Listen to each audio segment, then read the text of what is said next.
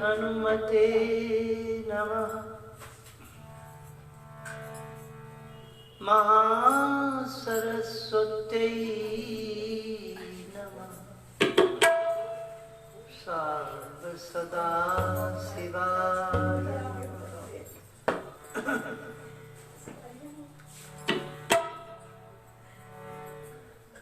कान्ति सीता मृषति निंदित सार देन्दुर यत्रैकतो विलसिता सीतांगशोभा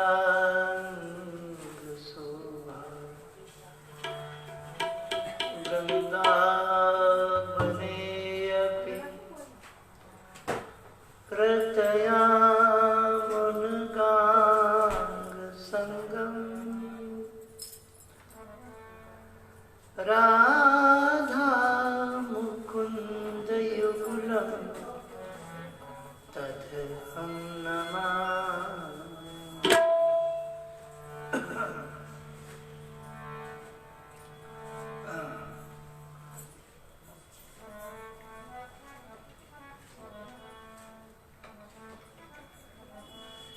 सीताराम वंदना राधे श्याम वंदना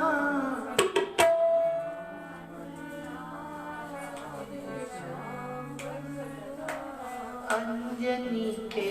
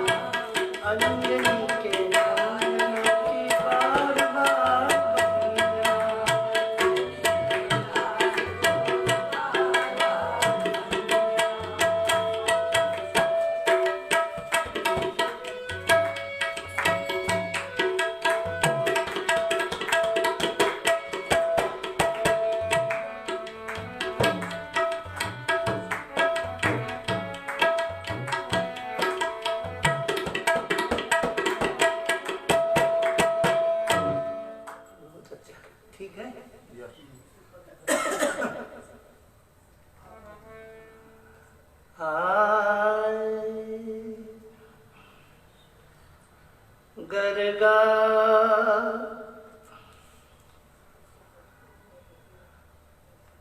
नंदापति बचा शौर्यम मृषेति विचिन्तयन् हरिं जगाम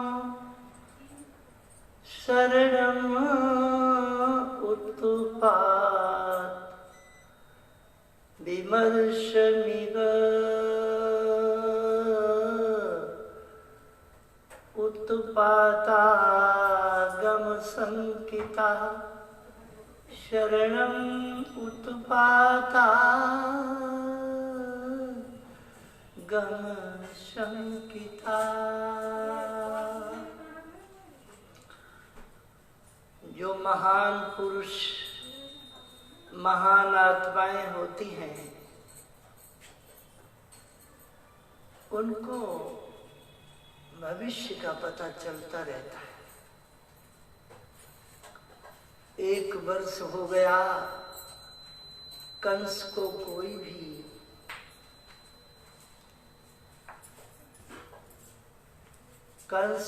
किसी भी प्रकार का कर नहीं मिला। उस समय में, उस जमाने में बड़े बड़े मटकियों में, बैलगाड़ियों में दूध, दही, घी और मक्खन, कुछ सोना चांदी, सोने की मुद्राएं दी जाती थी। अपनी बैलगाड़ियों में सामान भरकर ब्रजवासी सभी धनुइयां रखते थे, धनुष। अपने अपने धनुष लेकर, तरकश लेकर चल दिए कंस का कर देने के लिए नंद बाबा के साथ। चलते समय उनका हृदय घबराया तो सोचने लगे पता नहीं क्या बात है। जब वो खजाने में धन और भंडारागार में नाना प्रकार की सामग्री जमा करती, तब उसके बाद में अपने मौसेरे भाई और परम मित्र वसुदेव जी से मिलने कारागार में गए। कारागार में पहुंचते ही वसुदेव जी को प्रणाम किया। वसुदेव जी ने कहा,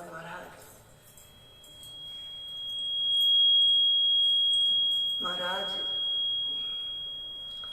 मेरा हृदय कांप रहा है, आप रुकिएगा नहीं, वापस जाइए, कोई घटना होने वाली है। यहाँ मथुरा के आसपास आज भी राक्षसों के गांव हैं। धेनुकासुर का गांव तारसी है और बकासुर का गांव मथुरा के पास ही है, बाकरपुर। पूतना का गांव फैंचरी है। वो कुंड में रहा करती थी, लेकिन अभी पिछली बार सरकार ने क्या किया कि पूतना के कुंड को बंद करवा दिया, उस पर विद्यालय बना दिया। थोड़ा सा पूतना का स्थान खुला हुआ है। बकासुर की बहन है, राक्षसी है, तो कंसेन प्रहिता घोरा पूतना बाल घातिनी।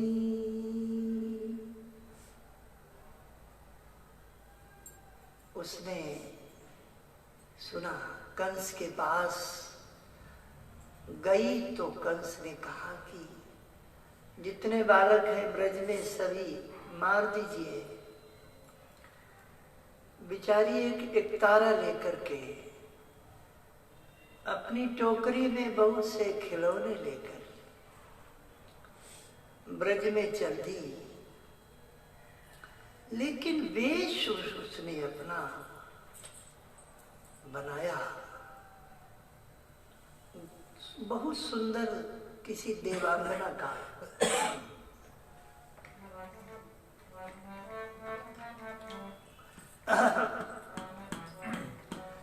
को कहे उमा को कहे पानी,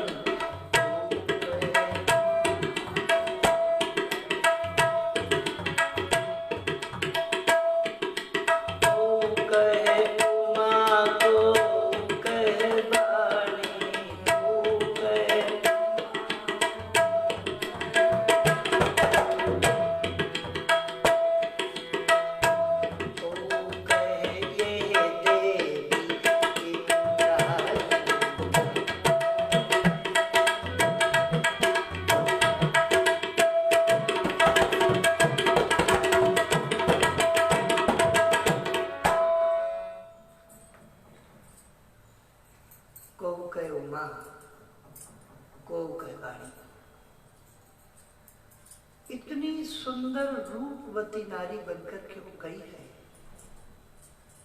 ब्रज में ये सब लीलाएं हुई हैं। वैसे तो पूतना का गांव बहुत अच्छा है, उसमें जाट लोग रहते हैं इस समय। गांव का नाम है फेंचरी।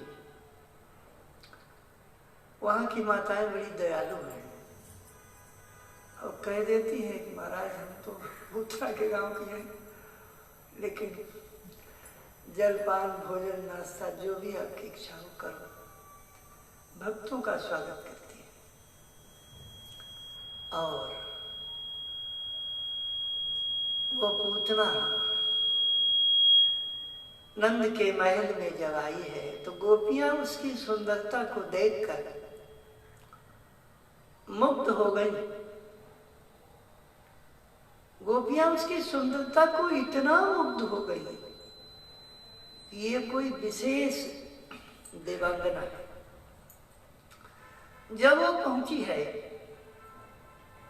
नंद के महल में, मैया पालने पे लाला को लिटाकर वे और काम को कर रही थी। लाला ने दूर से ही पूतना को आते हुए देखा, अपनी आंखें बंद कर ली, अखियां बंद कर ली। आहा, विबुद्धिता बालकयम्बुजेक्षणम् चराचरात्मा सनिमीलिते क्षणा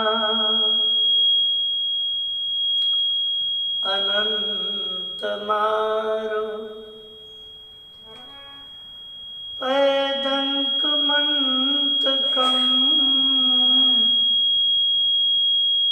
यथोरगम सुप्तम बुद्धिरजुधि यथोरगम सुप्तम बुद्धिरजुधि यथोरगम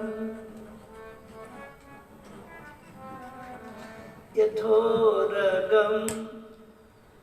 पूतना ने उस कन्हैया को दोनों हाथों से उठा लिया, अपने शरीर में जहर लगा कर आई थी। पिलाऊंगी दूध, पिलाते ही मर जाएगा। भगवान उसकी पूर्व जन्म की स्थिति देख रहे हैं, इसलिए आंखें बंद कर ली। कभी इसने मां बनने की भावना बनाई। पूर्व जन्म में राजा बलि की कन्या है।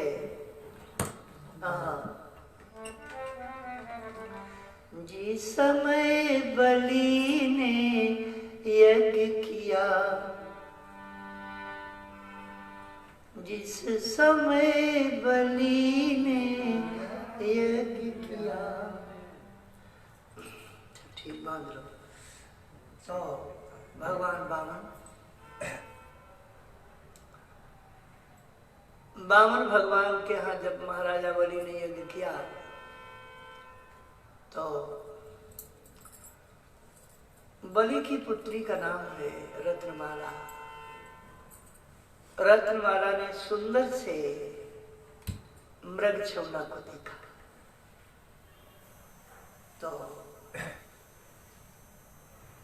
उसके मन में आया कि ये बालक तो हमें मिल जाए और मैं इसकी मैया बन जाऊं। ठाकुर जी ने कहा द्वापर में आओगी पूतना बनकर के आओगी, ऐसा कह दिया। हाँ हाँ हाँ, पूतना बन करके आओगी। तो भगवान आज उसी भाव से देख रहे हैं, ये तो मेरी मैया है, वो मारने के लिए आई है, वो मैया बता रहे हैं। तो उसी समय उसने दूध पिलाने का जैसे ही कार्य किया तो भगवान ने उसे मारा नहीं। दूध जब बच्चे पीते हैं तो श्वास से खींचते हैं ना, तो नाड़ी का मुंह खुल जाता है। तो नाड़ी का मुंह खुल गया,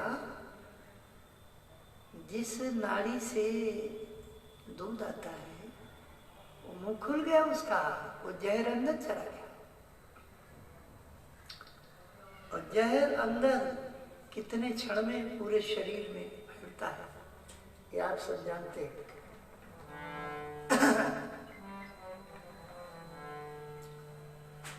धन्य है होकर उन्मत्त भाग उठी, होकर उन्मत्त भाग।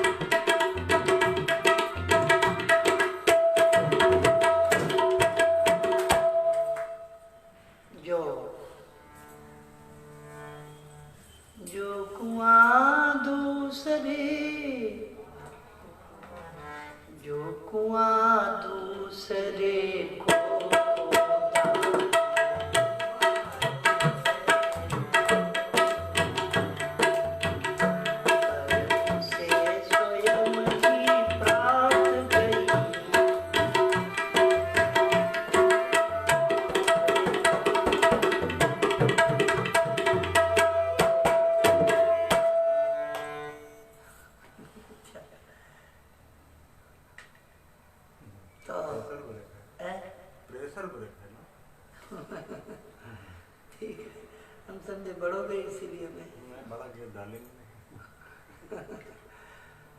तो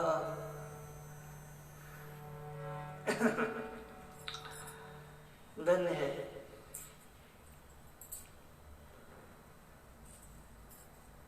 पूतना स्वयं अपने संकल्प के द्वारा समाप्त हुई। राक्षसों में और दैवी स्वभाव के प्राणियों में अंतर होता है। राक्षस हमेशा सज्जनों से और ईश्वर से अंदर से द्वेष रखते हैं और सज्जन दुर्जनों के भी प्रति दया करते हैं। जब वो कन्हैया को लेकर जा रही थी आकाश मार्ग में, उसी समय ठाकुर जी ने शरीर का भार बढ़ाया। जब वो गिरी है तो 6 कोस तक के वृक्ष चूर्ण हो गए और 6 कोस का बना 18 किलोमीटर और सीधे सीधे उसके हाथ हाथरस तक पहुंच गए। इतने लंबे थे हाथ, इसीलिए उस स्थान का नाम हाथरस हुआ। उसके शरीर पर वो खेल रहा था। मैया जब धड़ाम की आवाज सुनी, बार बार सब आ गए, ग्वाल बाल सब आ गए तो आहा, ग्वाल वालों ने कन्हैया को, गोपियों ने कन्हैया को पूतना के शरीर पर क्रीड़ा करते हुए देखा। गोपियां दौड़ती हुई गोद में उठा लिया लाला को। मैया ने गाय का गोबर छुआया, गौरज लगाई, भगवान के नामों से उनकी रक्षा करने लगी। सोच रहे हैं मेरे ही नाम है और मेरे ही नाम से मेरी रक्षा कर रहे हैं। बहुत आश्चर्य में बड़ी बार बार मैया को देख रहे हैं ना, देख रहे हैं। वाह वाह वाह वाह, कुछ बड़े हो गए हैं ना। कभी कभी मैया बुलाती है, क्या कहती है, मैं कब ते श्याम बुलाए रही, कजरा पुछवाए ले अखियन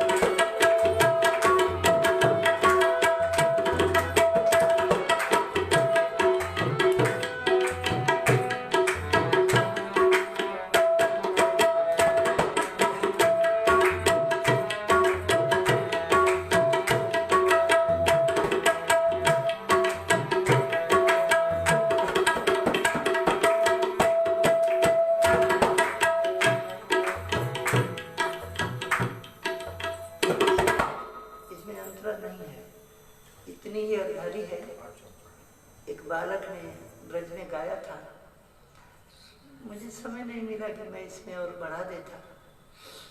उसकी नई रचना थी अपनी। तो आहा, गोकुल में कभी आप जाए, वैसे पुराना गोकुल तो मधुबन है, पुराना गोकुल है महावन। ध्यान रखिए, गोकुल 2 हैं।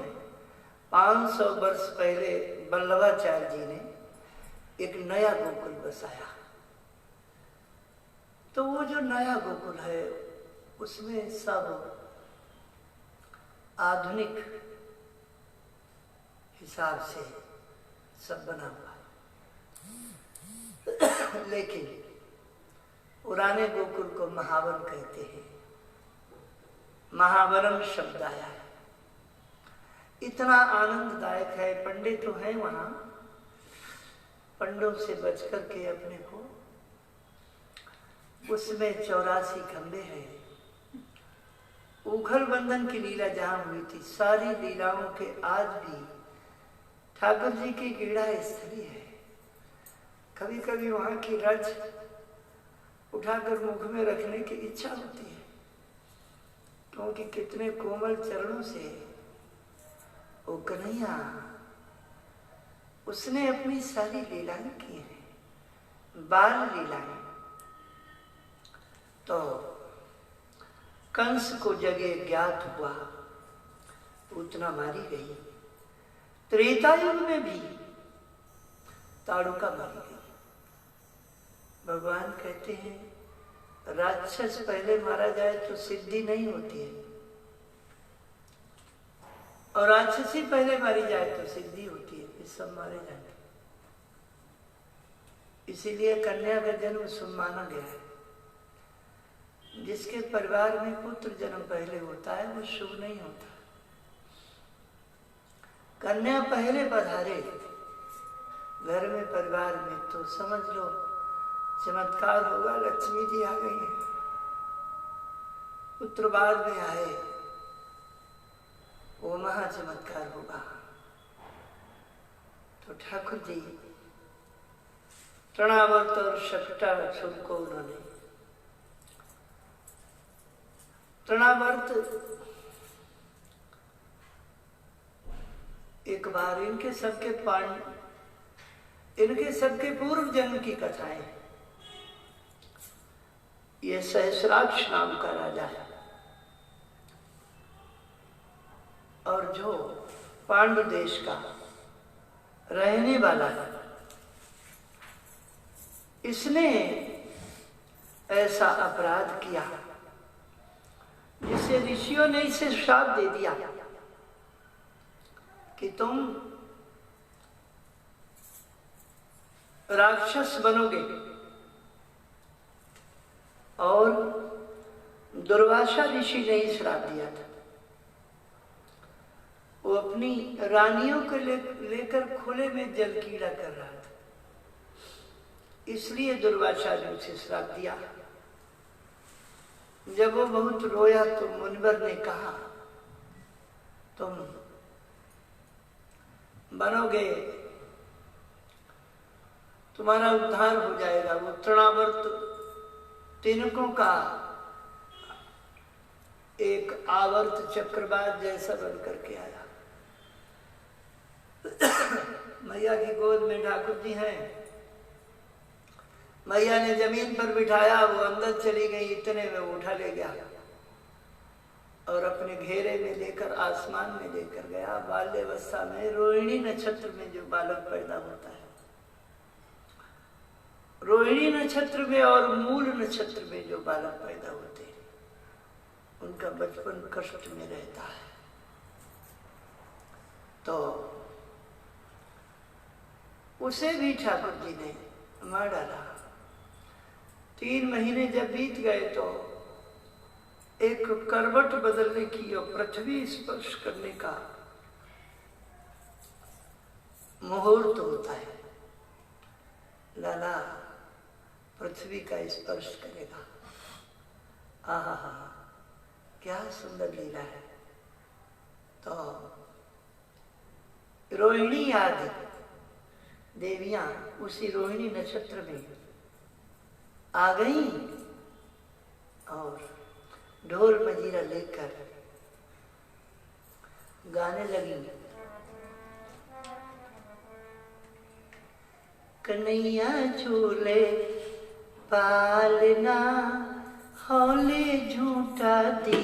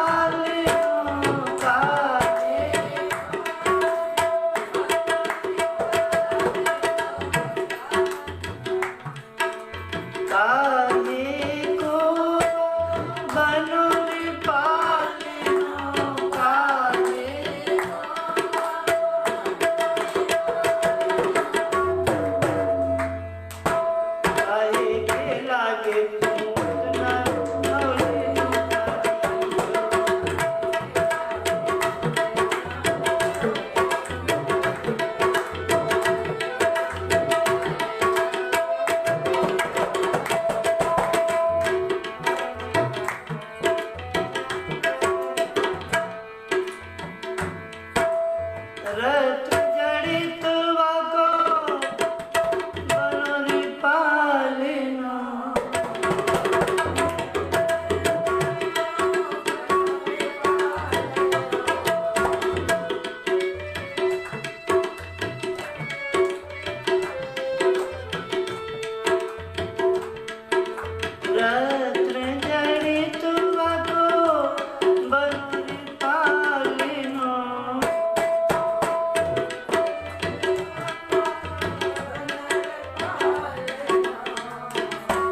सबके लागे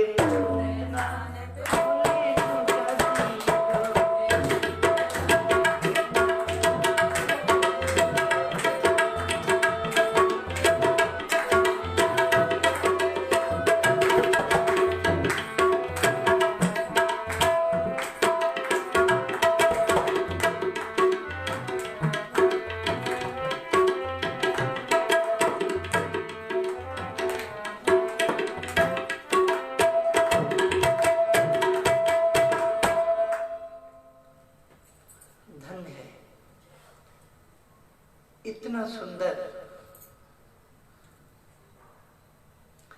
तीनों लोकों के स्वामी का यह है सुंदर पालना। क्या कहीं और होगा? ऐसा पालना न वैकुंठ में है, न स्वर्ग में है, न पृथ्वी पर है। जो नंद जी के यहाँ है वो देवियां गाती नहीं, पालना शकट में टंगा हुआ था। शकट ब्रज में 3 प्रकार की गाड़ियां हैं। सबसे छोटी होती है बहेली। बहेली जानते हैं? जिसमें 1 बैल आगे होता है, 2 बैल पीछे होते हैं, उसके पीछे गाड़ी होती है, उसे बोलते हैं बहेली। इसके बाद होता है शकट। शकट किसे कहते हैं? जिसमें 1 बैल आगे होता है, फिर 2 बैल होते हैं, फिर 2 बैल होते हैं, 5 बैल उनके पीछे गाड़ी होती है, उसे शकट कहते हैं। और छकड़ा सबसे बड़ा होता है। छकड़ा जिसमें 7 बैल होते हैं, 1 बैल आगे, फिर 2, फिर 2, फिर 2। इसके बाद में बड़ी सी गाड़ी होती है छकड़ा। छकड़े में बहुत बड़ा बड़ा सामान, खेती क्यारी का अपना अपना भर लेते। ऐसे शकट में पालना बंधा हुआ था। किसी को पता नहीं था, ढोल मजीरा बज रहा था, उस पर एक असुर बैठा हुआ था। वो असुर का नाम शकटासुर। भगवान सुखदेव जी ने कहा कि अब ये तो जैसे आया तुरंत ही मर गया, तो इसका नाम अलग से क्या रखा जाए। यह है हिरण्याक्ष का पुत्र, या को नाम है उत्कच। एक बार ये बहुत मूढ़ा ताजा होने थे, लोमस ऋषि के बगीचे को उजाड़ने लगा। उन्होंने श्राप दे दिया कि तू देह रहित हो जा। भैया जी वो देह रहित हो गया, रोने लगा। लोमस जी ने कहा कि तुम द्वापर में कन्हैया के छकड़े पर, कन्हैया के शकट पर जब बैठोगे तब उद्धार होएगा। तो ठाकुर जी ने बार बार अपने पैर को ऐसे मुंह में ले जाते, फिर छोड़ देते, फिर ले जाते, फिर छोड़ देते। तो तीसरी बार जैसे पैर छोड़ा, सगटे में लगा, धड़ाम से सगटा ऐसे ऊपर सीधा हो गया। उसने ऐसे नृत्य ऐसा किया और धड़ाम से टूट गया अलग। और वहाँ पे रखी वहीं मटकिया, मटके सब चूरण बन गए, ना आंधी और पानी, कुछ भी नहीं। लाला तो गोद में उठा लियो गोपियों ने, और सब लोग आश्चर्य करने लगे कि अब कहाँ होगो। ऐसी ये विचित्र लीला भई। इतने में भैया गर्गा पुरोहितो राजन यदूनाम सुमहातपा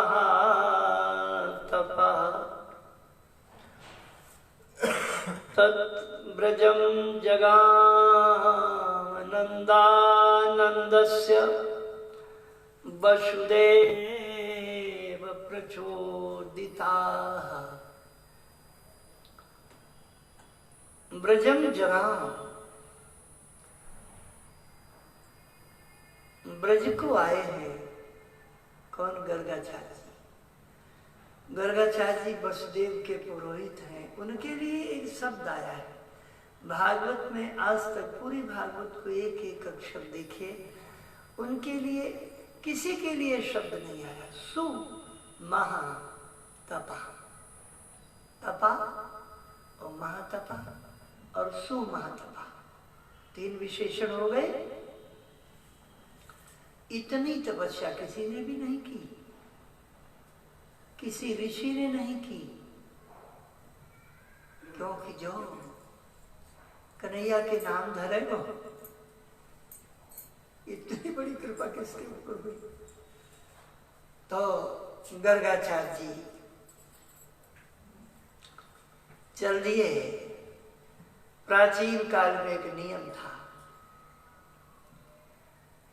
कि यदि कोई पुरोहित दूसरे के क्षेत्र में जाता है तो सबसे पहले उसका नियम है बाकों कि वो बात क्षेत्र के पुरोहित से पहले अनुमति लेवे अथवा उसे अपने संग में लेके जाए। दूसरे की जजमानी में सीधे सीधे जाना बहुत ही खराब है। ये धर्म की मर्यादा। वसुदेव के पुरोहित हैं गर्गाचार्य जी, नंद जी के पुरोहित हैं शांडिल्य जी। तो वसुदेव जी, गर्गाचार्य जी चलते चलते, बहुत बड़ी पगड़ी है, लंबा शरीर है। ब्रज में गर्गाचार्य जी को गांव है, गांव का नाम बता दूं? क्या नाम है? गांगरौल। वो वहां से बोल रहा हूँ, गैरोल गांगरौल। गांगरौल कभी ब्रज में जाओ, गांगरौल मत जाइयो आप लोग, पहले तो ही बता दे रहे हैं। अगर धोखे से जमुना पार गांगरौल में चले गए तो वहाँ के स्त्री पुरुष बच्चे सब आपको पकड़ लेंगे, एक कदम भी नहीं आगे बढ़ देंगे, आपकी एक भी नहीं सुनेंगे, आपको जाने नहीं देंगे। पूरे दिन पूरे रात कहेंगे पहले भोजन करो, मलाई खाओ, मक्खन खाओ, दही पियो, दूध पियो। गर्गाचार्य जी को गांव है गांगरौल, धन्य है, ब्राह्मणन को गांव है। कोई यात्री कहीं दूर से निकसे तो उसे पकड़ लेते, हाथ जोड़ते हैं, पैर पकड़ते हैं, महाराज रुक जाइए, रुको, बिना खाए पीवे, बिना खाए नहीं जाओगे आगे, रुको, आज ही रुको, नहीं जाओगे, इतना पीछे पड़ेंगे। आपका रिश्तेदार कोई कभी इतना पीछे नहीं। मैं भी उनकी एक बात पकड़ के आ गया था और बहुत हाथ पैर जोड़ने से उन्होंने प्राण छोड़े, पूरे नहीं जाने देंगे, आज ही रहो। उनका प्रेम देखकर आंख में अश्रु आते हैं कि संसार में अगर कहीं प्रेम है तो ब्रज में है, प्रेम है ब्रज में, धन्य है। गर्गाचार्य जी शांडिल्य जी के यहाँ आए, दोनों बड़े प्रेम से मिले। इसके बाद दोनों को एक दूसरे में परामर्श हुआ कि महाराज आपके यजमान के यहाँ चलना है और मुहूर्त है, वसुदेव को छोड़ा है वहाँ, ये गुप्त रखा कि दोनों छोड़ा है, ये नहीं बताया का वसुदेव को छोरा है जो का नाम है दाऊ भैया बड़े बारों, तो दाऊ भैया को नाम धरेंगे और कहा आपके जजमान के पुत्र को नाम धर देंगे। आहा, दोनों आचार्य पहुंच गए। तो आचार्य प्रवर ने सबसे पहले अपना परिचय दियो। यदुनाम अहम आचार्या ख्याता भुवि सर्वथा। लगातार खर्च में ही बोलना, ठीक है। ख्याता भुवि सर्वथा सुतं मया संस्कृतं। पंचम तक गई हूँ। संस्कृतं ते मन्यते देवकी सुतम। महाराज, मैं तो, मेरा नाम है गर्गाचार्य, यदुवंशियों को पुरोहित हूँ। आपके पुरोहित को भी संग में लेके आयो। नंद जी, वसुदेव को छोरा है आपके यहाँ, उनके छोरा और आपके छोरा को नाम धरवे को मैं आया। नंद जी रोने लगे, बोले महाराज बड़े बड़े राक्षस आते हैं, मैं अब खुलेआम कोई भी उत्सव ना कर पाऊंगा। मेरे छोरन के नाम आप गुप्त रूप से धर दो। गैया जहाँ रहती है उसे खिरक कहते हैं, खिरक में चलो।